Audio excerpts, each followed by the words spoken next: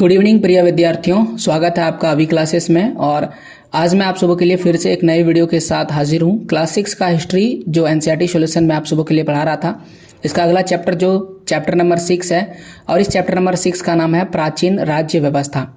ये जो राज्य व्यवस्था है, इसमें मुख्य रूप से उत्तर वैदिक काल के विषय में चर्चा किया गया है कि उत्तर वैदिक काल में किस प्रकार की राज्य व्यवस्था थी और लोग किस प्रकार से प्रशासन करते थे, इसी के बारे में चर्चा किया गया है। तो आइए अब हम लोग पूरे चैप्टर पढ़ते हैं और इस पूरे चैप्टर को हम पूरे फोटो के मदद से और जहाँ पर भी जरूरत पड़ेगा वहाँ पर हम मैप की मदद से इस पूरे चैप्टर को हम क्या करेंगे, समझाएंगे।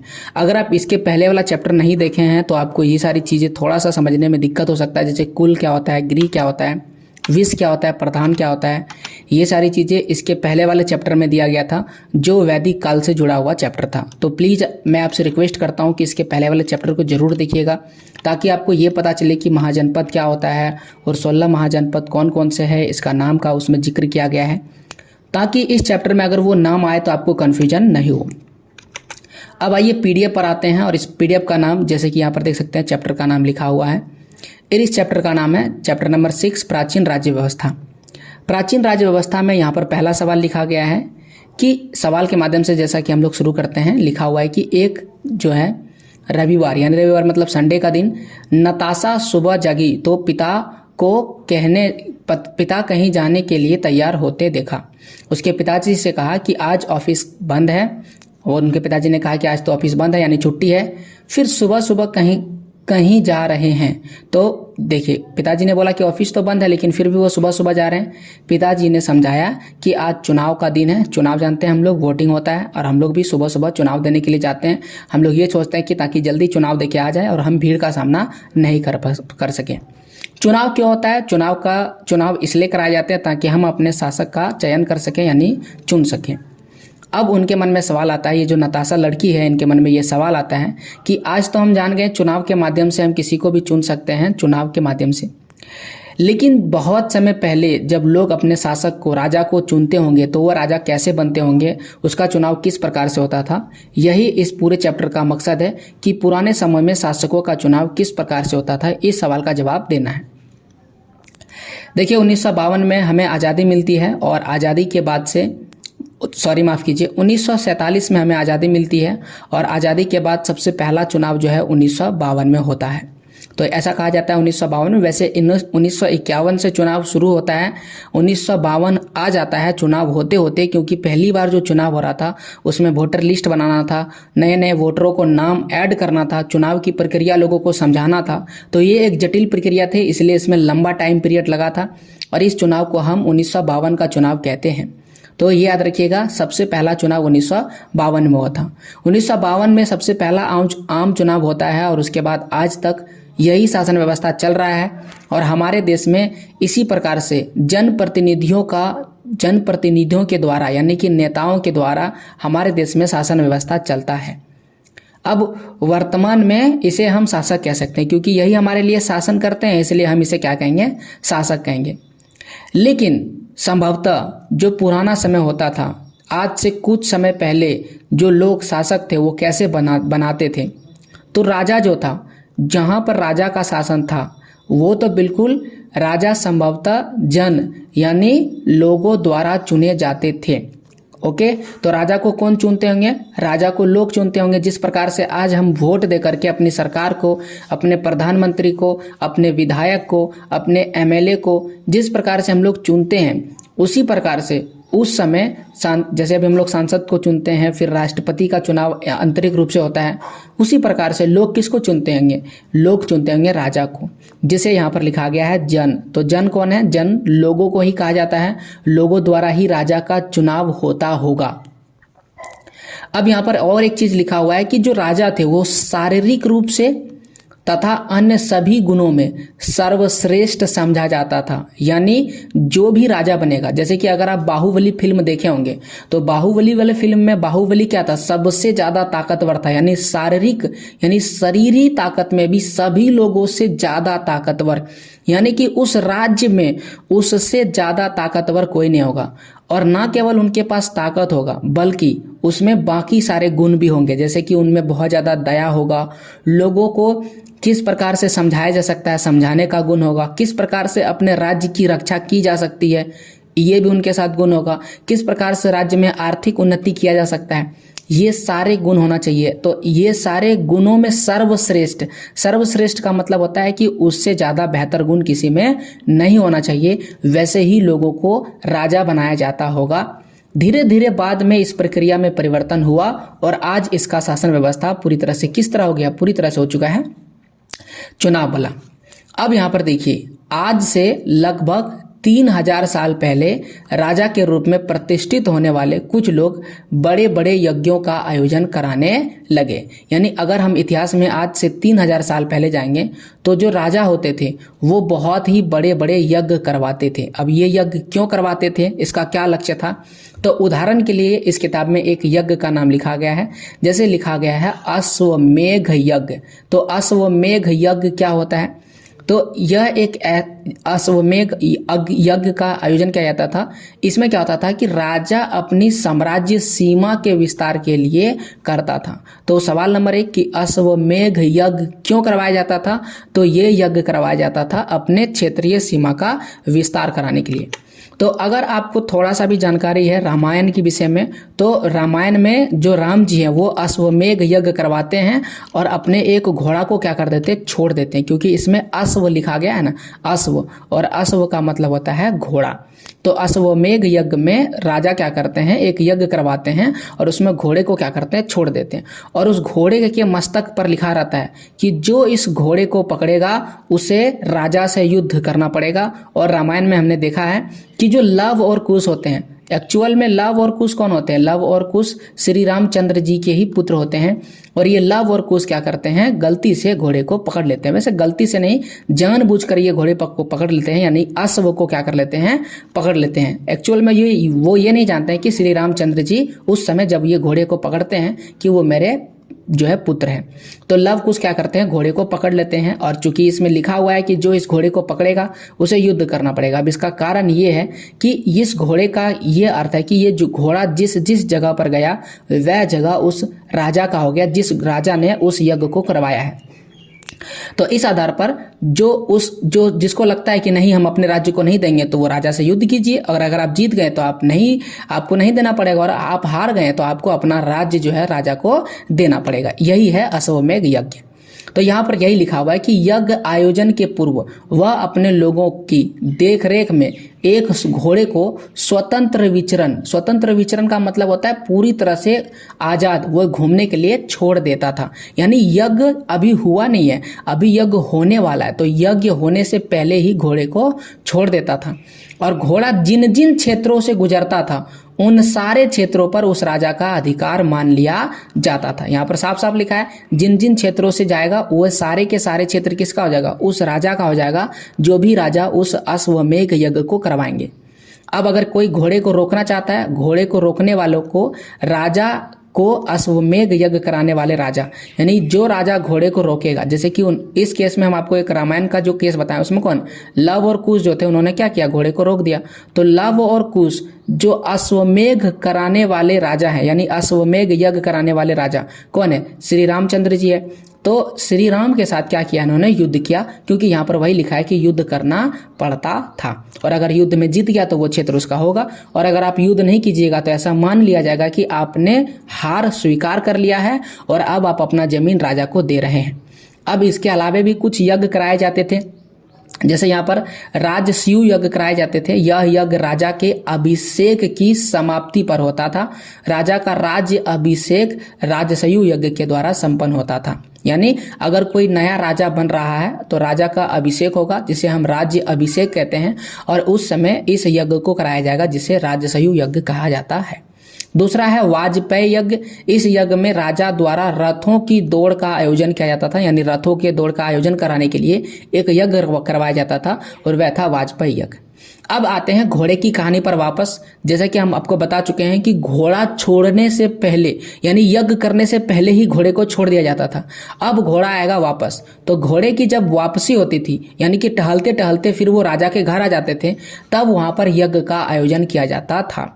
यह विशिष्ट पुरोहित, पुरोहित का मतलब पुजारी, आप समझ लीजिए पंडित जी, उनके द्वारा संपन्न कराते थे। इसमें अधीनता स्वीकार करने वाले राजाओं, अधीनता स्वीकार करने वाले राजा मतलब वह राजा जो पूरी तरह से हार स्वीकार कर चुके हैं बिना युद्ध किए, उन्होंने बोला नहीं हम पूरी तरह से हार चुके हैं, तो उसे हम कहते हैं अधीनता स्वीकार करने वाले राजा। उनको भी आमंत्रित किया जाता था। वैश्य जैसे सामान्य लोगों को भी यज्ञ में शामिल होते थे, यानी कि जो सामान्य लोग थे। अब यहाँ पर एक शब्द लिखा गया वैसे, वैसे तो इसके बारे में आगे जिक्र किया गया है, लेकिन हम आपको बता देते हैं उस समय जो समाज था ना, समाज को 4 वर्गों में बांटा गया था, और उन 4 वर्गों में जो सबसे ऊपर था उसे बोला जाता था ब्राह्मण। तो सबसे ऊपर जो है उसे कौन क्या बोला जाएगा, ब्राह्मण बोला जाएगा। इसके बाद जो दूसरे नंबर में है वो कौन है, क्षत्रिय है। तो यहाँ पर हम क्षत्रिय लिख देते हैं, क्षत्रिय। उसके बाद क्षत्रिय के बाद कौन आते थे, क्षत्रिय के बाद आते थे वैश्य। और वैश्य कौन है, वैश्य एक तरह से आप समझिए व्यापारी है, जो व्यापारी का काम खरीद बिक्री का कार्य करता है उसे हम वैश्य कहते हैं।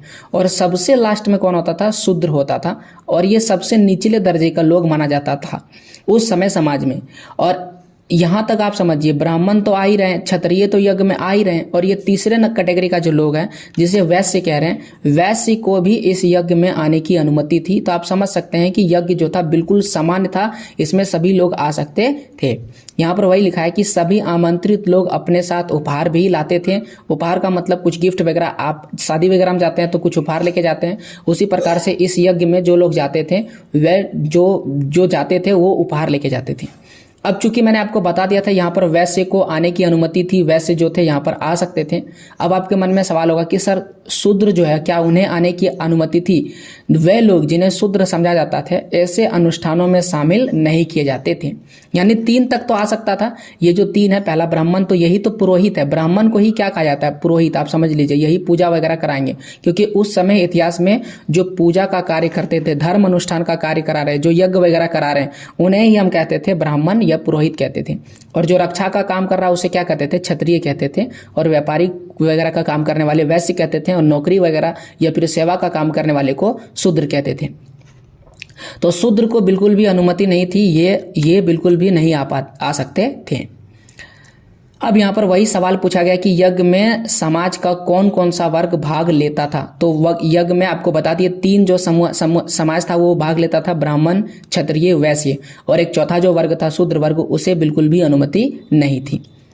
अब आइए महाजनपद और जनपद काल के बारे में। जैसा कि पिछले चैप्टर में हम लोग पढ़े थे, आपको बोल चुके हैं कि अगर आप पिछला चैप्टर नहीं पढ़े हैं तो एक बार आप जाइए, डिस्क्रिप्शन में आपको लिंक मिल जाएगा सभी चैप्टर का, वहां से आप इसे देख सकते हैं। आई बटन में भी आपको वीडियो का लिंक मिल जाएगा।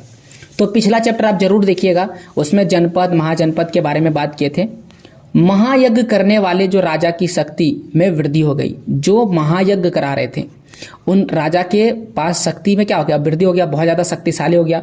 क्यों शक्तिशाली हो गया, देखिए ये है राजा का जमीन, मान लेते हैं। अब इस राजा ने घोड़ा को छोड़ा, अब ये घोड़ा क्या कर रहा है, घूम रहा है। अब आइए आपको यहाँ पर दिखाते हैं इसमें, ताकि आपको समझ में आएगा।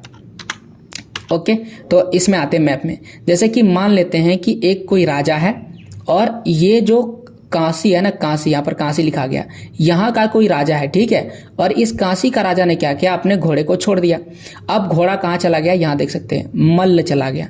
इसके बाद मान लेते हैं वो अंग चला गया, उसके बाद मान लेते हैं वो मगध चला गया, फिर चेदी चला गया, फिर वत्स चला गया, फिर कौशल चला गया, फिर वज्जी चला गया।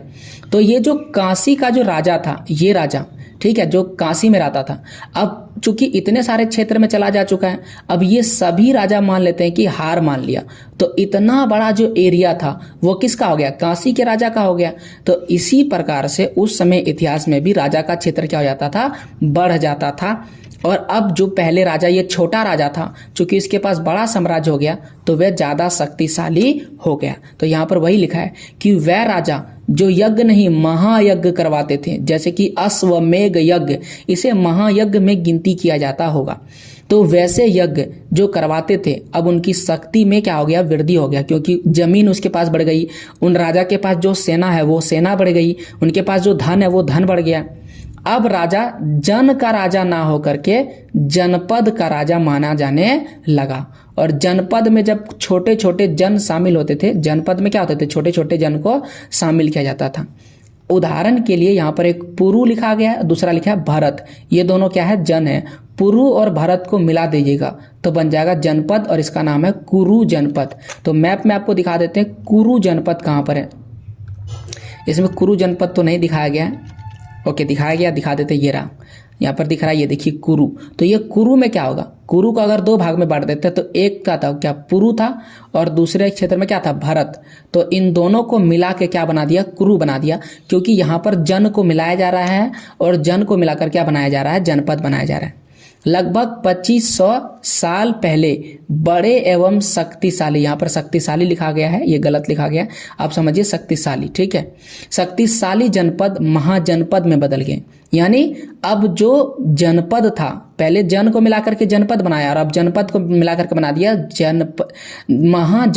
महाजनपद। और समस्त भारत में ऐसे 16 बड़े महाजनपद में विभाजित था, यानी पूरा जो भारत था ऐसे ऐसे 16 महाजनपदों में विभाजित था। अब आपके मन में सवाल होगा कि ये महाजनपद वाली जानकारी हमें मिलती कहाँ से है। तो ये महाजनपद की जानकारी बौद्ध ग्रंथ में दिया गया है, और बौद्ध ग्रंथ का एक किताब है जिसको बोलते हैं अंगुत्तर निकाय, और जैन ग्रंथ का एक और किताब है जिसका नाम है भगवती सूत्र। इन दोनों ही किताब में मिलता है। तो बिल्कुल आप याद रखिएगा कि अगर आपसे ये पूछेगा 16 महाजनपद की जानकारी हमें किन ग्रंथों से मिलती है, तो याद रखिएगा बौद्ध धर्म के ग्रंथों से, और दूसरा किताब याद रखिएगा जैन धर्म के ग्रंथों से। और बौद्ध धर्म में कौन सा ग्रंथ है, इसका नाम है अंगुत्तर निकाय, और जैन धर्म का नाम है भगवती सूत्र। यहाँ से ही हमें पता चलता है 16 महाजनपद के बारे में। यहाँ पर आपको जो मैप दिख रहा है इसमें ही 16 महाजनपद आपको दिख रहा होगा। यहाँ पर भी वही मैप है, आप देख सकते हैं। जैसे कि नंबर अगर गिनती करें, देखिए ये मगध, फिर यहाँ देखिए अंग, ये रहा वंग, तो ये हो गया 1 2 3। आगे देखिए ये रहा काशी, वज्जी, इसके बाद यहाँ पर देखिए कौशल है, मल्ल है, पांचाल है, यहाँ पर कौशला है, फिर यहाँ पर वसमा, चेदी, अवंती, मत्स्य, सूरसेन, कुरु, कंबोज, और यहाँ पर देख सकते हैं गांधार। तो इस प्रकार से हमारे पास कितने 16 महाजनपद है। इस वाले मैप में भी आप देख सकते हैं, साफ साफ दिख रहा होगा, दोनों में से आप इसे पढ़ सकते हैं। तो ये कुल मिलाकर के 16 महाजनपद हैं, और इन्हीं 16 महाजनपद के बारे में जिक्र किया गया। अब आपको थोड़ा डिटेल में बता देते हैं ये लिखा क्या गया। देखिए ये है गृह, गृह का आप समझिए मतलब हो गया घर। तो ये एक छोटा सा आप क्या समझिए, ये घर है। अब घर में क्या होता है, घर में छोटा सा परिवार है, जैसे कि ये घर है तो इसमें आप समझिए एक छोटा सा परिवार है। अब घर में एक प्रधान, प्रधान का मतलब कोई तो मालिक होगा इस घर का, तो घर के मालिक को यानी घर के प्रधान को कहते हैं कुलप, या तो हम कहते हैं गृहपति। ये समझ में आ गया। अब एक गांव समझिए, गांव को क्या कहेंगे, ग्राम। अब इस ग्राम में क्या होगा, बहुत सारा ऐसा घर होगा। जैसे ये जो कुल है ना, जैसे कि आपको पता है इसको क्या कहते हैं, कुल। एक जो परिवार है उसे क्या बोला गया, कुल बोला गया, ठीक है। तो अब बताइए एक गांव में बहुत सारा कुल होगा, तो जब बहुत सारा कुल मिल जाता है तो क्या बन जाता है, ग्राम बन जाता है। अब इस पूरे ग्राम का भी हेड होना चाहिए, जिसे हम प्रधान कहेंगे। तो ये जो प्रधान है इसे कहेंगे ग्रामिणी। क्या बोलेंगे, ग्रामिणी। तो ग्राम का प्रधान कौन होता है, ग्रामिणी होता है। अब ऐसा बहुत सारा जब ग्राम यानी कि बहुत सारा जब गांव को मिला देते हैं तो जो बनता है उसे कहते हैं विस, ठीक है। और विस का प्रधान को हम कहते हैं विसपति। अब जब बहुत सारा विस मिला देते हैं तो बनता है जन, जैसा कि अभी आपको बता चुके हैं जन। और जन का जो राजा होता था वो होता था राजन। जन का प्रधान जो होता था राजन मतलब राजा। अभी ये जन का प्रधान है, लेकिन जब ये बहुत ज़्यादा शक्तिशाली हो जाएगा तब ये जन का नहीं बल्कि जनपद का हो जाएगा, ठीक है। और जनपद के बाद धीरे धीरे वो किसका हो जाएगा, महाजनपद का, महाजनपद। क्यों महाजनपद, क्योंकि अब धीरे धीरे उसका शक्ति क्या हो रहा है, बढ़ रहा है। और इस प्रकार से जो राजन यानी राजा था वो पहले किसका शासन करता था, पहले वो जन का राजा था, अब धीरे धीरे किसका हो गया, महाजनपद का राजा हो गया। तो उम्मीद है आपको ये चीज समझ में आ गया होगा। अब देखिए ये जो महाजनपद समय है, महाजनपद 2 प्रकार के होते थे। तो कौन कौन से होते थे जरा देखिए। एक जो महाजनपद होता था उसे हम गणराज्य कहते थे और दूसरे को कहते थे राजतंत्र, ठीक है। तो महाजनपद 2 प्रकार के हैं, एक है गणराज्य और दूसरा है राजतंत्र। अब ये जो राजतंत्र है ये तो बिल्कुल सामान्य सा है क्योंकि इसमें राजा वाला पद है। समझने वाली बात है गणराज्य वाली। जिस तरह की शासन व्यवस्था अभी हमारे भारत देश में है, हम लोग क्या करते हैं, चुनाव करते हैं, अपने राजा को चुनते हैं। राजा का मतलब शासक का, प्रधानमंत्री हो या संसद हो या विधायक हो, उसको हम चुनते हैं। उसी प्रकार से उस समय भी गणराज्यीय शासन व्यवस्था में होता था। तो यहाँ पर साफ साफ लिखा हुआ है कि जो गणराज्य होता था, गणराज्य महाजनपद, में शासन समूह के द्वारा चलाया जाता था। समूह के द्वारा, अभी भी हमारे देश में समूह के द्वारा चलाया जाता है, नेता का समूह मिलकर के निर्णय लेता है। उसी प्रकार से उस समय भी समूह के द्वारा शासन चलाया जाता था, जिसका चयन आम लोग करते थे, यानी जिसको वोट दे करके आम लोग चुनते थे। कोई भी राजा नहीं होता था, यानी इसमें कोई भी राजा नहीं होता था। किसका बात कर रहे हैं? गणराज्य का। निर्णय लेने में बहुमत का आदर किया जाता था। बहुमत का आदर का मतलब सभी लोग जिस बात पर राजी होंगे वही निर्णय लिया जाएगा, और सभी लोग जिसमें राजी नहीं होंगे उस निर्णय को नहीं लिया जाएगा। अब उदाहरण के लिए यहाँ पर लिखा गया वज्जी। अब ये वज्जी क्या है, तो आइए आपको मैप में दिखाते हैं। तो अगर आप इस मैप को गौर से देखें तो यहाँ पर आपको दिख रहा होगा वज्जी, दिख रहा है ये क्या है? वज्जी। तो वज्जी में कैसा शासन व्यवस्था है? यहाँ पर गणराज्यीय शासन व्यवस्था है वज्जी में, यानी यहाँ पर समूह द्वारा शासन किया जाता है। समूह द्वारा शासन, समूह द्वारा शासन किया जाता है। तो क्या इसमें राजा है? बोलेंगे नहीं, इसमें राजा नहीं है। तो ये आप याद रखिएगा, राजा नहीं है। और ये बिल्कुल अभी की तरह मिलता जुलता शासन है।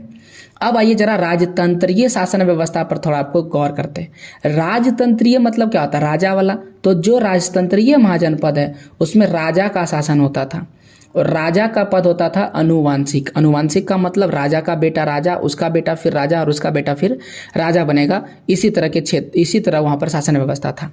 अब ऐसी व्यवस्था में क्या होता है, जब कोई राजा का मृत्यु हो गया तो उसके बाद सामान्यतः उसका जो श्रेष्ठ ज्येष्ठ पुत्र है, यानी जो बड़ा वाला बेटा है, वही पुत्र क्या बन जाता था?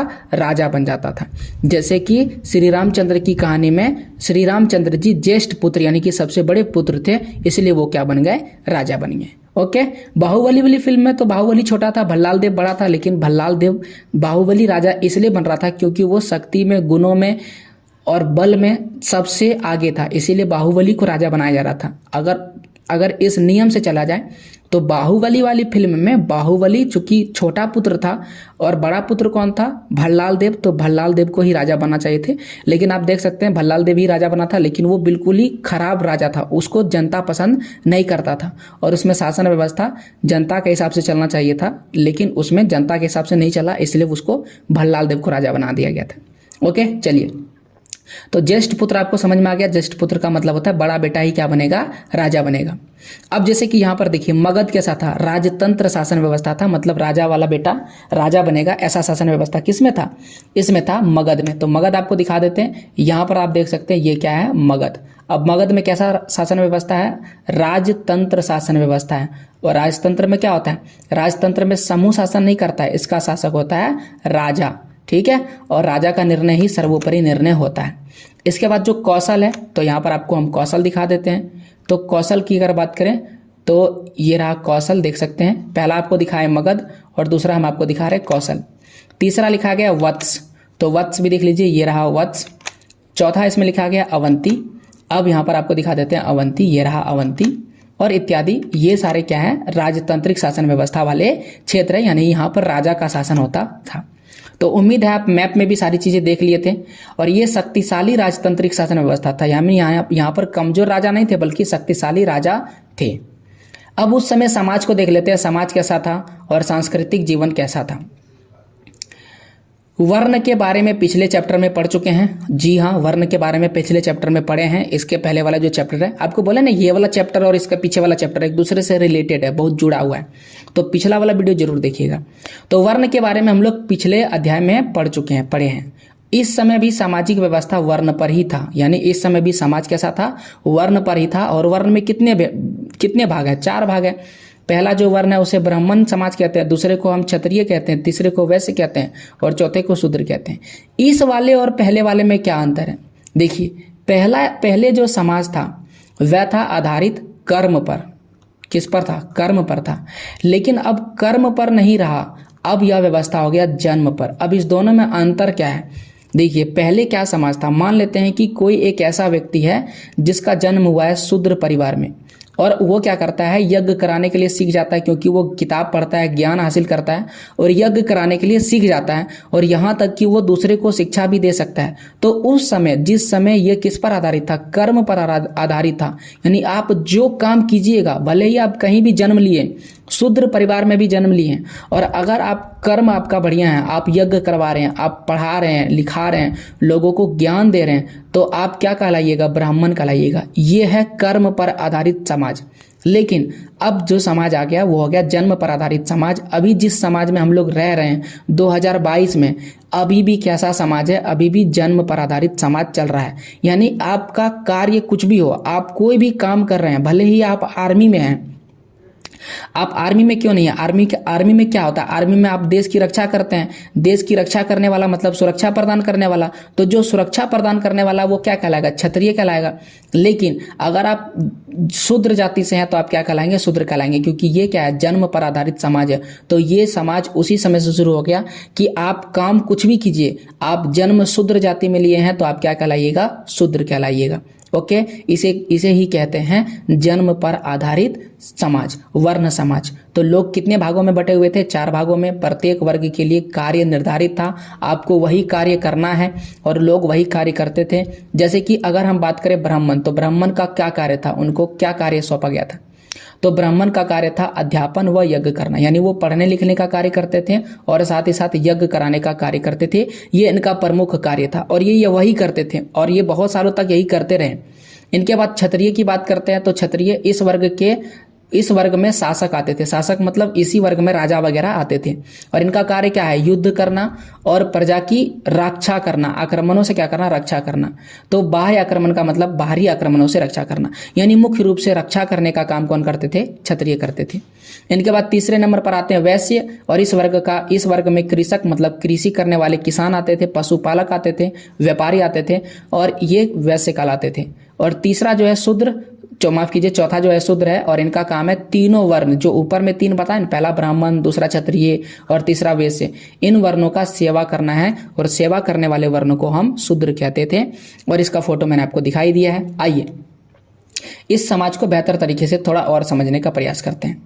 लिखा हुआ है कि जो ब्राह्मण था, ब्राह्मण एवं क्षत्रिय को समाज में विशेष दर्जा प्राप्त था, यानी इनको थोड़ा ज्यादा महत्व दिया जाता था। क्षत्रिय एवं वैश्य यज्ञ कर सकते थे। देखिए, ब्राह्मण तो यज्ञ करेंगे, साथ ही साथ जो क्षत्रिय और जो वैश्य है ये भी यज्ञ कर सकते थे। लेकिन जो शूद्र है, शूद्र एवं महिलाओं को, ठीक है, 2 याद रखिएगा, शूद्रों को और दूसरे नंबर पर कौन है? महिलाओं को। इनको वेदों के अध्ययन का अधिकार नहीं था, यानी ये वेद नहीं पढ़ सकते हैं। इसके अलावा मानव जीवन में 4 आश्रमों का बहुत ज्यादा महत्व था, जैसे ब्रह्मचार्य, गृहस्थ, वनप्रास्थ और संन्यास। ब्रह्मचार्य का मतलब वह जो शादी विवाह नहीं करता है उसे हम ब्रह्मचार्य कहते हैं, वैसे जीवन को ब्रह्मचार्य जीवन कहते हैं। गृहस्थ का मतलब जो घर के कामों में व्यस्त रहते हैं उसे गृहस्थ कहते हैं। तो बहुत सारे ऐसे लोग हैं जो घर के काम ज़्यादा करते हैं, यानी घरेलू काम में विश्वास रखते हैं, बाहर जाना पसंद नहीं करते हैं, उन्हें हम गृहस्थ कहते हैं। और गृहस्थ में किसान वगैरह बहुत ज़्यादा आते हैं। वनप्रस्थ का मतलब होता है वन चला जाना। तो बहुत सारे इतिहास में आप सुने होंगे, घर द्वार को छोड़ लोग सन्यासी का जीवन जीने के लिए वन चला जाते हैं, और कुछ ऐसे होते हैं जो बिना वन गए ही पूरी तरह से सन्यासी बन जाते हैं। तो इस समय 4 आदमी का ज्यादा महत्व था। पहला ब्रह्मचार्य है, गृहस्थ है, वनप्रस्थ है और सन्यास, जिसका विवरण सर्वप्रथम कहां पर देखने को मिलता है? इसका उल्लेख मिलता है जबला उपनिषद में, जाबल उपनिषद में मिलता है, जाबलोपनिषद में मिलता है इसका उल्लेख। अब आते हैं इस युग की संस्कृति की बात करें तो इस युग की संस्कृति में धर्म तथा दर्शन, धर्म और दर्शन के क्षेत्र में महत्वपूर्ण परिवर्तन हुए। नए देवताओं की पूजा की जाने लगी। इसमें विष्णु देव की पूजा हो रहे थे। शिव का पूजा प्रमुख देवता था। शिव और विष्णु को हम जानते ही हैं। यज्ञ के विधि विधान अत्यंत विस्तृत एवं जटिल हो गया, यानी कि यज्ञ करने का जो तरीका है वो थोड़ा और ज्यादा बड़ा हो गया। विस्तृत का मतलब ज्यादा और जटिल का मतलब कठिन हो गया। अश्वमेघ यज्ञ, राजसयु और वाजपेयी 3 यज्ञ आपको बता चुके हैं। इन्हें विशाल यज्ञों का अनुष्ठान किया जाने लगा। इन बड़े बड़े यज्ञों का ज्यादा अनुष्ठान किया जाने लगा। इस समय जादू टोने भी होने लगे थे। जादू टोना भी आप जानते हैं, ये जो है एक तरह का अंधविश्वास वाली बात है, लेकिन फिर भी लोग इस पे ज्यादा विश्वास करने लगे। प्रेत आत्माओं पर लोग विश्वास करने लगे थे, भूत प्रेत वगैरह। इन अंधविश्वासों को धर्म में स्थान मिलने लगा था। ये सारे अंधविश्वास है, लेकिन इनको भी धर्मों में स्थान मिलने लगा था। लोग इन पे ज्यादा विश्वास करने लगे थे। इस समय तप जब हो जाता था, तप का मतलब तपस्या वगैरह। लोग बहुत ज़्यादा त्याग करते थे और संन्यास, इन पर विशेष बल दिया गया। यज्ञ इस संस्कृति का आधार था, यानी छोटी छोटी बातों पर लोग यज्ञ करवा देते थे। जैसे अगर मान लेते हैं कि आपके घर में भूत प्रेत आत्माओं का प्रवास है तो आपको यज्ञ करवाना पड़ेगा। आपको बहुत शक्तिशाली राजा बनना है तो यज्ञ करवाना पड़ेगा। आपको युद्ध करना है तो युद्ध करने से पहले यज्ञ करना पड़ेगा। तो बहुत सारे काम ऐसे थे जिनमें मुख्य रूप से यज्ञ को बहुत ज़्यादा महत्व दिया गया था, यानी ज़्यादातर क्षेत्रों में यज्ञ को ज़्यादा महत्व दिया जाता था। अब जरा बात करते हैं आर्थिक व्यवस्था के बारे में, यानी यहाँ पर पैसे कैसे आते थे। जब भी पैसे की बात आती है तो आर्थिक व्यवस्था आता है। तो अगर हम उत्तर वैदिक काल की बात करें, उत्तर वैदिक काल जिसमें जो मैं अभी आपको पढ़ा रहा हूँ, उत्तर वैदिक काल में पशुपालन का महत्व कम हो गया था। इससे पहले का जो समाज था उसे हम वैदिक समाज कहते हैं, और वैदिक समाज में पशुपालन का महत्व ज़्यादा था। लेकिन अब पशुपालन का महत्व कम हो गया और लोग कृषि को अधिक महत्व देने लगे, या कृषि का महत्व अधिक हो गया। अब आपके मन में सवाल आएगा कि पशुपालन का महत्व कम क्यों हो गया, क्या कारण है। तो इसका प्रमुख कारण है लोहे का प्रयोग। इससे पहले लोहा का खोज नहीं हुआ था, और लोहा का खोज जब नहीं हुआ था तो लोग केवल फसल को उतना अच्छी तरीके से नहीं कर पाते थे, खेती उतना बढ़िया तरीके से नहीं कर पाते थे। लेकिन अब लोहे का प्रयोग होने लगा, और लोहे का प्राचीनतम साक्ष्य एटा जिले के अंतराक्षी खेड़ा से मिला है, जो लगभग 1000 ईसा पूर्व का पुराना है। तो आप समझ सकते हैं इतना पुराना लोहा हम लोग को मिला है। लोहे का प्रयोग किस में होता था? लोहे का प्रयोग से कृषि में बहुत ज़्यादा होता था, इससे कृषि में बदलाव आ गया। आइए हाल में लोहे का प्रयोग को गौर से समझते हैं। तो यहाँ पर एक आपको हल दिख रहा है, ओके। तो ये यहाँ पर 2 बैल का प्रयोग किया जाता है हल को चलाने के लिए। आप अगर देखें गांव में, ये जो आपको स्ट्रक्चर दिख रहा है ये हल है, ओके। और इस हल वाले भाग में यहाँ पर एक लोहे की पट्टी का प्रयोग किया जाता है, ताकि जो लोहा है वो मिट्टी को आसानी से काट सके। इसके पहले केवल और केवल लकड़ी होती थी, और लकड़ी मिट्टी को सही तरीके से नहीं काट पाता था, और लकड़ी मिट्टी को सही तरीके से नहीं काट पाता था, जिसके चलते बहुत सारे लोग खेती में मन नहीं लगाते थे, और लोग केवल पशुपालन करते थे। और पशुपालन का मतलब होता है जानवरों को पालना।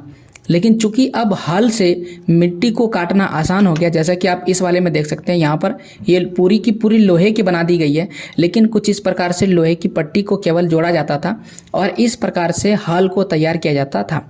और ये इसका बहुत बड़ा प्रभाव ये होता था कि इससे मिट्टी को आसानी से काटा जा सकता था। अब यहाँ पर वही लिखा हुआ है कि लोहे में क्या होने लगा था, फॉल का प्रयोग होने लगा था। जो मैं आपको यहाँ पर बता रहा था ना, ये वाला फॉल का प्रयोग होने लगा था, जिससे कठोर जमीन जो है आसानी से जोती जाने लगी। खेती रोपण विधि की शुरुआत हुई, और इसके अलावा सिंचाई के साधन का विकास हुआ। चूंकि पहले केवल वर्षा पर निर्भर होता था, पानी तो सब जगह था नहीं, तो लोगों ने सिंचाई के नए नए साधन का विकास किया। उस समय जो सबसे ज़्यादा फेमस था उसमें कुएं से और धीरे धीरे रहट का भी आविष्कार हो गया था। तो रहट भी एक तरह का पारंपरिक तरीका है जिससे सिंचाई किया जाता था। तो सिंचाई के साधन के रूप में तालाब एवं कुओं के नहरों का उपयोग किया जाने लगा, यानी तालाब के पानी को सिंचाई के लिए प्रयोग किया जाने लगा, और कुएं के पानी का प्रयोग जो है नहरों में किया जाने लगा। तो इन सभी पानी से क्या होने लगा, सिंचाई का साधन विकसित हो गया, और सिंचाई का साधन विकसित होने से फसल की उपज क्या हो गया, बढ़ गया। और फसल का उपज जब बढ़ेगा तो लोग ज़्यादातर कृषि का कार्य यानी कि फसल का कार्य करना पसंद करेंगे। अब मन में सवाल होगा कि उस समय कौन कौन से फसल उगाई जाती थी। तो उस समय फसलों में जो फसल उगाया जाता था, चावल को उगाया जाता था, गन्ना उगाया जाता था, सरसों आदि, ये सारे प्रमुख फसल के रूप में उगाए जाते थे। अब क्या उस समय जो पशुपालक थे वो खत्म हो गए? नहीं, उस समय समाज में पशुपालक थे, हाँ पशुपालक भी थे, व्यापारी भी थे, शिल्पकार जो डिजाइन वगैरह बनाता है, चाहे वो दीवालों पर डिजाइन बनाने वाला हो, डिजाइन बनाने वाला हो, सिक्कों में डिजाइन बनाने वाला हो, शिल्पकार कहलाते हैं। श्रमिक मतलब मजदूर भी थे। मछली पकड़ने वाले भी उस समय थे, तथा जंगल में रहने वाले लोग भी शामिल थे। कई लोग मिट्टी के बर्तन भी बनाते थे जिन्हें कुम्हार कहा जाता था। तो मिट्टी का उस समय बहुत ज़्यादा प्रयोग होता था, क्योंकि मिट्टी का बर्तन बहुत ज़्यादा उपयोग होता था। उसमें कुछ धूसर और कुछ लाल रंग के होते थे। मिट्टी के बर्तन कुछ धूसर कलर के होते थे और कुछ लाल रंग के होते थे। कुछ पूरा स्थलों यानी कि पुराने स्थलों से कुछ विशेष प्रकार के बर्तन मिले हैं, जिसमें सरल रेखाओं तथा ज्यामितीय आकृतियों के रूप में रेखा चित्रकारी भी की गई है। इस बर्तन को चित्रित धूसर पात्र कहा गया। अब ये चित्रित धूसर पात्र क्या होता है, आइए हम आपको फोटो की मदद से समझाने का प्रयास करते हैं। शायद फोटो पीछे, ओके पीछे चलते हैं। ये रहा, इस तरह का फोटो देख सकते हैं। ये बिल्कुल विशेष प्रकार का है। आप देख सकते हैं इसमें चित्र बना हुआ है, आकृति बनाया गया है और इसमें डिजाइन बनाने का प्रयास किया गया है। अब आपके घर में भी कुछ इस तरह के बर्तन हो सकते होंगे, तो आप इस बर्तन का प्रयोग कब करते होंगे? हमेशा खाना खाने के लिए, या फिर हो सकता है कुछ विशेष मेहमान आते होंगे तब इसका प्रयोग करते होंगे। और ज़्यादा सुंदर आकृति बनी होगी तो केवल पूजा पाठ यानी धार्मिक अनुष्ठान में उसका प्रयोग होता होगा।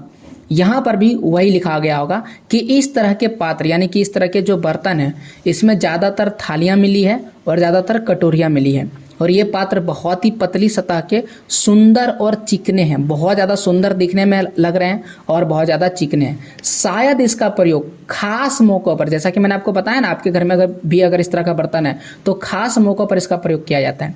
महत्वपूर्ण लोगों को भोजन परोसने में इसका प्रयोग किया जाता होगा।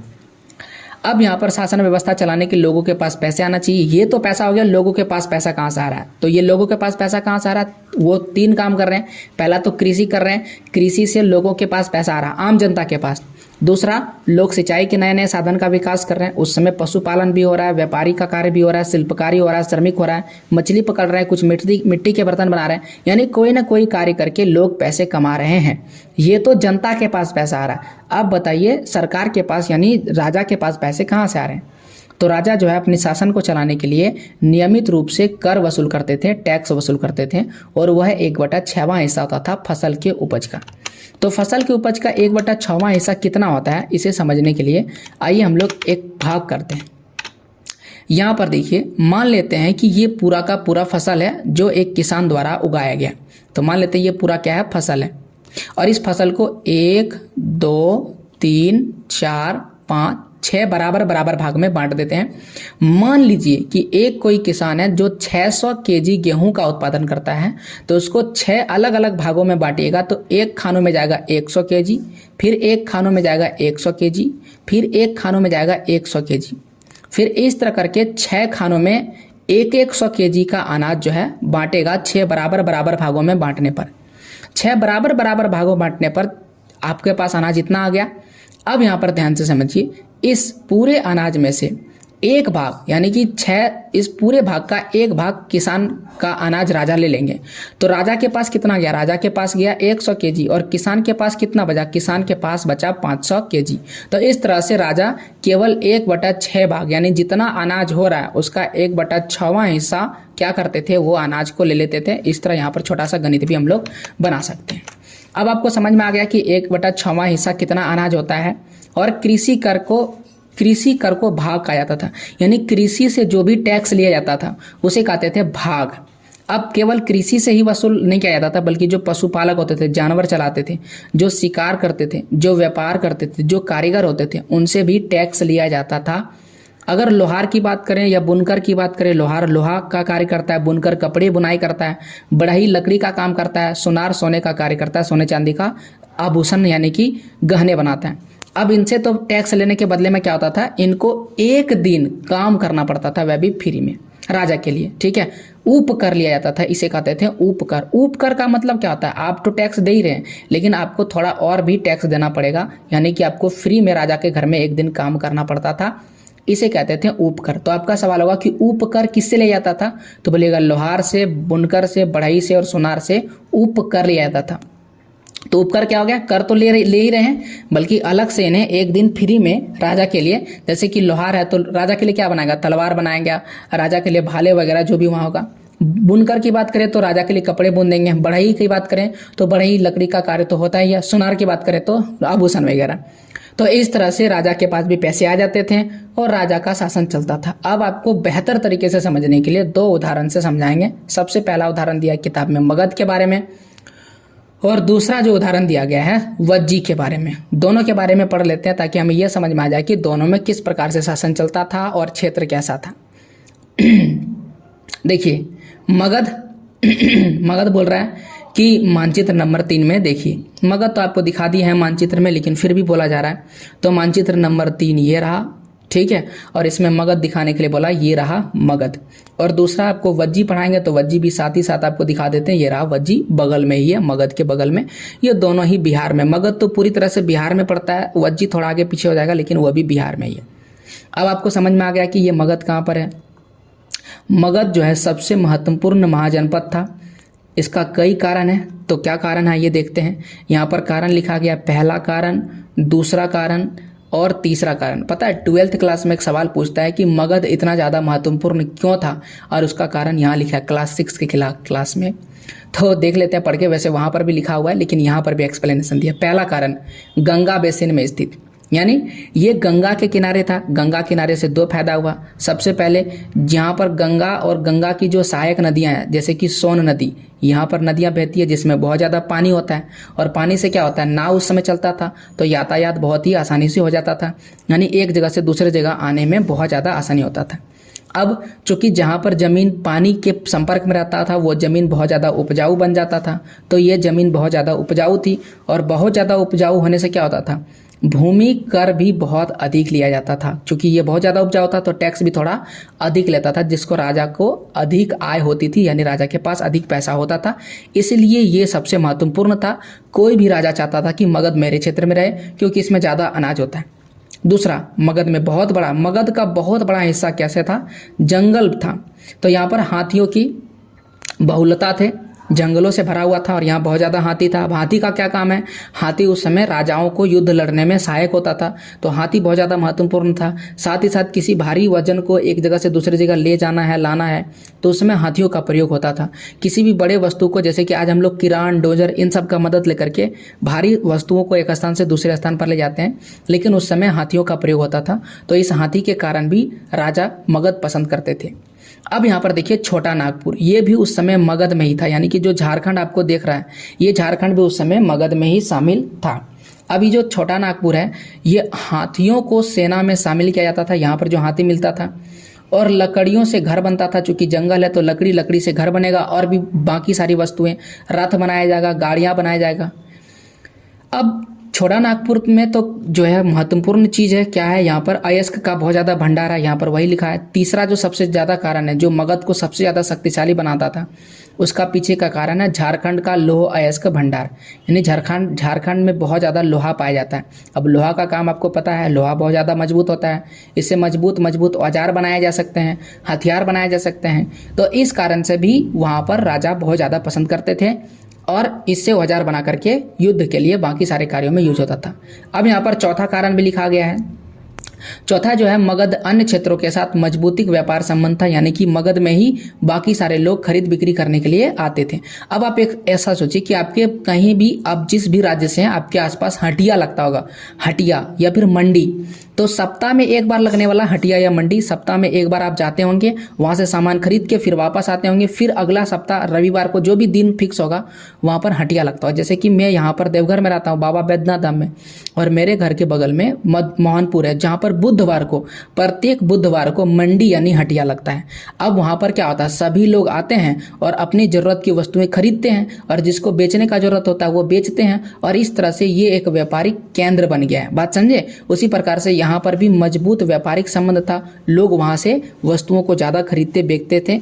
इन्हीं सभी चीज़ों से ये आर्थिक रूप से समृद्ध हो गए थे, यानी पैसे की भी कोई कमी नहीं थे। और ये चार कारण है जिसके चलते मगध सबसे ज़्यादा महत्वपूर्ण और शक्तिशाली क्षेत्र बन गया था। अब देखते हैं मगध पर कौन कौन से राजा ने शासन किया था। तो सबसे पहले लिखेंगे हर्यक वंश के राजा ने शासन किया था, फिर शिशुनाग वंश के राजा ने शासन किया था, नंद वंश के राजा ने शासन किया था। हर्यक वंश का दो शक्तिशाली शासक था, पहला नाम याद रखिएगा बिंबिसार, और दूसरा है अजातशत्रु। ये दोनों कहाँ पर शासन किए थे, ये हर्यक वंश के राजा हैं, और इन्होंने मगध पर शासन किया था।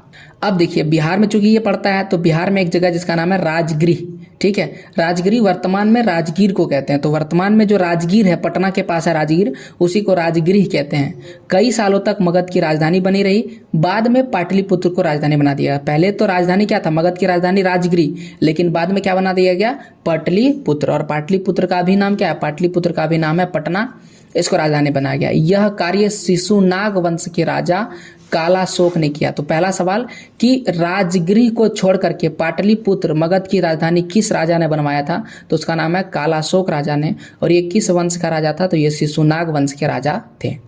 नंद वंश का एक महत्वपूर्ण शासक जिसका नाम है महापद्म नंद था। इस वंश के अंतिम शासक रहे, अंतिम शासक का नाम है घनानंद। ठीक है, घनानंद के शासन काल में एक राजा आया था जिसका जो मैसेडोनिया का राजा था। मैसेडोनिया का राजा का नाम है सिकंदर। इसके बारे में जरूर सुनेंगे। ये उत्तर पश्चिम से आए थे, यानी पश्चिम उत्तर से आए थे और इन्होंने आक्रमण किया था और उस समय ये तो इनको नहीं हरा पाए थे। फिर चंद्रगुप्त मौर्य जो था इसका शासक बना और चाणक्य की सहायता से घनानंद को हत्या कर दिया। तो चंद्रगुप्त मौर्य जो था वो राजा बना और इसका मदद किसने किया? चाणक्य ने। और इसने किसको हरा दिया? घनानंद को हरा दिया। और घनानंद कहाँ का राजा है? मगध का राजा है। और घनानंद जब हार गया तो मौर्य वंश ने, चंद्रगुप्त मौर्य ने मौर्य वंश की स्थापना कर दिया था। ठीक है, तो इस तरह से मौर्य वंश भी यहाँ पर शासन किए।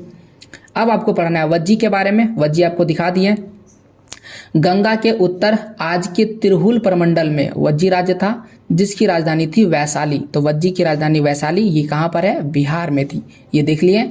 यह 8 कुलों यानी गणों का संघ था। कुल आपको बता दिए। 8 कुल क्या है पिछले स्लाइड में बताए थे। 3 कुल का नाम यहाँ पर लिखा है विदेह, वज्जी तथा लिच्छवी। 8 गो था लेकिन इसमें 3 गो सबसे ज्यादा महत्वपूर्ण था, विदेह, वज्जी और लिच्छवी। संघ में कई शासक होते थे, एक गो राजा नहीं होता था, कई सारा राजा होता था जो सभाओं में बैठकर बातचीत करते थे। तो सभा होता था, उसमें बातचीत होता था, बहस होता था, वाद विवाद होता था और फिर नया नया नियम और कानून बनता था। शत्रुओं के आक्रमण से निपटने के लिए वो मिलकर चर्चाएं करते थे, बैठते थे। स्त्रियां, दास, कर्मकार ये भाग लेने के अधिकार में नहीं थे। तो ये आप याद रखिएगा कि संघ में जो सभाएं होती थी उसमें कौन कौन भाग नहीं ले सकता था? स्त्रियां, दास और कर्मकार इसमें नहीं आ सकते थे। और यहाँ पर लिखा है बुद्ध भगवान, जो जिसके बारे में पढ़ेंगे, महावीर बुद्ध और महावीर जैन। ठीक है, महात्मा बुद्ध और महावीर जैन ये भी इन्हीं गण और संघ से संबंधित थे। तो यहाँ पर गण और दूसरा क्या शब्द आया? संघ। गण शब्द का प्रयोग कई सदस्यों वाले समूह के लिए किया जाता है। जब बहुत सारे सदस्य मिल जाते हैं तो उस समूह को हम गण कहते हैं और संघ का मतलब होता है संगठन या तो क्या कहते हैं? सभा कहते हैं। आजाद शत्रु ने वज्जी को जीतकर मगध राज्य में मिला लिया था। वज्जी को जीता और किसमें मिला लिया? मगध। और मगध बहुत बड़ा साम्राज्य था, पहले ही बता चुके हैं। अब यहाँ पर चैप्टर खत्म। अब चैप्टर से सवाल जवाब। सबसे पहले कुछ अंग्रेजी के शब्द दिए गए हैं। साम्राज्य को अंग्रेजी में किंगडम कहते हैं, राजा को किंग कहते हैं, सेना को आर्मी कहते हैं, युद्ध यानी वार, कर को टैक्स कहते हैं, सभा को असेंबली, प्रजातंत्र को डेमोक्रेसी, आर्थिक को इकोनॉमिक कहते हैं। प्रश्न उत्तर, आइए प्रश्न उत्तर पर चर्चा करते हैं। महाजनपद 3 प्रकार के होते थे। गलत जवाब 2 प्रकार के होते थे। एक था राजतांत्रिक शासन व्यवस्था और दूसरा था समूह शासन व्यवस्था जिसको संघ कहते थे। उत्तर वैदिक काल में पशुपालन का महत्व कम हो गया था। बहुत सही जवाब, इसमें कृषि का महत्व बढ़ गया था। अगला 4 आश्रमों का विवरण सर्वप्रथम जबला उपनिषद में मिलता है। जी हाँ, ये भी सही लिखा गया है। उत्तर भारत में 14 बड़े महाजनपदों का विभाजित था। गलत जवाब, उस समय 16 महाजनपदों में विभाजित था, जैसा कि पढ़ चुके हैं। निम्नलिखित प्रश्नों का उत्तर संक्षेप में देना। राजा अश्वमेध यज्ञ क्यों आयोजित करवाता था? राजा अपने क्षेत्र को बढ़ाने के लिए अश्वमेध यज्ञ करवाते थे। कुरु जनपद में कितने जन शामिल थे? कुरु जनपद में 2 जन शामिल थे। पहला का नाम था पुरु और दूसरे का नाम था भरत। उनका नाम लिखने बोला, नाम भी लिख दिए। महाजनपद काल में राजा किन लोगों से कर वसूल करते थे? तो महाजनपद काल में राजा किसानों से, व्यापारियों से, यानी कि कुल मिलाकर के सभी लोगों से कर वसूल किया करते थे। गणों की सभाओं में समाज के कौन कौन सा वर्ग भाग नहीं ले सकता था? तो महिला वर्ग भाग नहीं ले सकती थी, दास भाग नहीं ले सकते थे और कर्मकार भाग नहीं ले सकते थे। अब ये है चर्चा करने वाले सवाल, यानी थोड़े बड़े सवाल का जवाब लिखना है। उत्तर वैदिक काल में कृषि का महत्व क्यों बढ़ गया? क्योंकि इसमें लोहे का प्रयोग अधिक होने लगा था। लोहे के फौल अधिक महत्वपूर्ण बनने लगे थे जिससे मिट्टी की जुताई आसान हो गई थी और मिट्टी को आसानी से उकेरा जा सकता था और इसीलिए उत्तर वैदिक काल में कृषि का महत्व बढ़ गया था। आज के गणराज्य से वज्जी कैसे भिन्न था? आज जो गणराज्य है, आज हम जिसमें रह रहे हैं, इसमें लोकतांत्रिक शासन व्यवस्था है। अगर आप भारत का संविधान का प्रस्तावना पढ़िएगा तो उसमें भी लिखा रहता है प्रभु संबंध गणराज्य। तो गणराज्य शब्द हमारे भी संविधान में है, तो हम भी गणराज्य के अंतर्गत आते हैं। लेकिन आज का गणराज्य शासन व्यवस्था उस समय के गणराज्यिक शासन व्यवस्था से बेहतर था, क्योंकि उस समय जो शासन व्यवस्था था वो समूह के निर्णय पर पूरी तरह से निर्भर था और आज समूह के निर्णय लेने में ज़्यादा जो है हम लोग आगे आ चुके हैं और आज शासन व्यवस्था, उस समय गणराज्य शासन व्यवस्था था लेकिन थोड़ा राजतंत्र वाला लगता था, लेकिन आज हम पूरी तरह से लोकतांत्रिक शासन व्यवस्था में आ चुके हैं। मगध में सबसे महत्वपूर्ण महाजनपद क्यों बन गया? मगध सबसे ज़्यादा महत्वपूर्ण महाजनपद बन गया, इसका 4 कारण बताए थे और वही 4 कारण आपको यहाँ पर लिखना है। This was the end of the video and please subscribe the channels और लाइक द वीडियो। तो यहाँ पर चैप्टर खत्म होता है, प्लीज़ लाइक करके जाइएगा। और साथ ही साथ मैं आपको ये बता देना चाहता हूँ कि मेरा जो है एक और चैनल है, उस चैनल का नाम है अभी classes doubts, CLASSES classes doubts, DOUBTS doubts, ये लिखना है और आप सर्च कर सकते हैं। ये चैनल को सब्सक्राइब कर लीजिएगा, क्योंकि यहाँ पर अगर आपको किसी भी सवाल का जवाब नहीं आता है तो मैं आपको सवाल का जवाब लिख करके बताता हूँ, और साथ ही साथ ये भी बताता हूँ कि परीक्षाओं में सवाल किस प्रकार से लिखना होता है, मैं उसी तरह से सवाल का जवाब लिखता हूँ। तो बिल्कुल फालतू शब्द नहीं लिखते हैं और सटीक जवाब लिखने का प्रयास करते हैं। और मेरे प्रयास को सफल बनाइए चैनल को सब्सक्राइब करके और उसमें पड़े हुए वीडियोज़ को लाइक करके। शेयर जरूर कीजिएगा, कैसा लगा वीडियो बताइएगा, और अपने दोस्तों को जरूर सहयोग कीजिएगा इस वीडियो को देखने के लिए। तो मिलते हैं आपसे अगले वीडियो में, तब तक के लिए जय हिंद, जय भारत, वंदे मातरम।